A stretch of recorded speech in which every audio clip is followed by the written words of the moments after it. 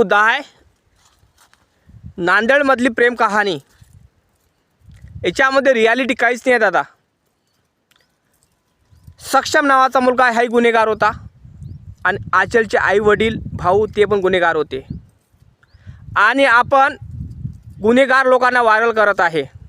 जाऊ द्या गुन्हेगार असताना पण एक भारताचा एक नागरिक आहे आणि संविधानिक असलेला एक दृष्टिकोन म्हणजे जय भीम ह्या नात्याने बाबासाहेबाचं लेकरू ह्या नात्याने मी बोलून राहिलो त्याच्याशी की सक्षमला न्याय मिळाला पाहिजे।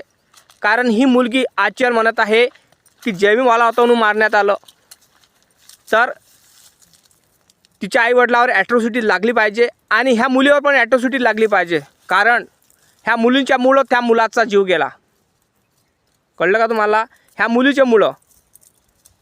पण काही लोक हिला सती सावित्री म्हणत आहे, काही लोक हिला लैला मजनूसारखी प्रेम कहाणीसारखी तिला वापर करत आहे।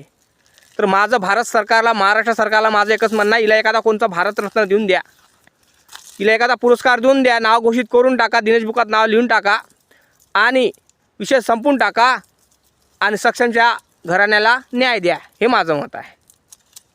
कारण तुम्ही हिला सती सावित्री करून तुम्ही जनतेने न्याय बोध काय देऊन राहिले? म्हणजे जनतेने असंच करावं का?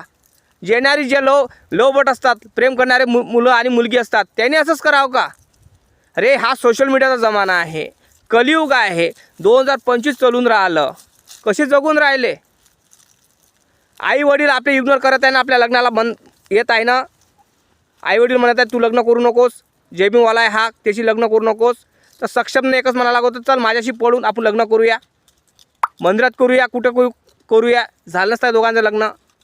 सक्षम म्हणत असून वरून किती बैताळ मुलीसंग लग्न प्रेम केलं मी, किती हरामखोर मुलगी असायला पाहिजे ही की ह्या मुलीनं जिवंतपणे माझ्याशी लग्न केलं नाही। मी 10 वेळा म्हणत होतो की चल लग्न करू, चल लग्न करू, तुझे आई वडील मानत नसाल चल आपण पळून लग्न करू, पण तू ठाम असशील का आमच्या आई वडीलच्या मनानेच लग्न करू, आपण आई वडिलाच्या मनाने लग्न करू, तर तू आता माझ्या प्रेताशी लग्न केलं, माझं प्रेत दाबलं असेल किंवा जाळलं असेल।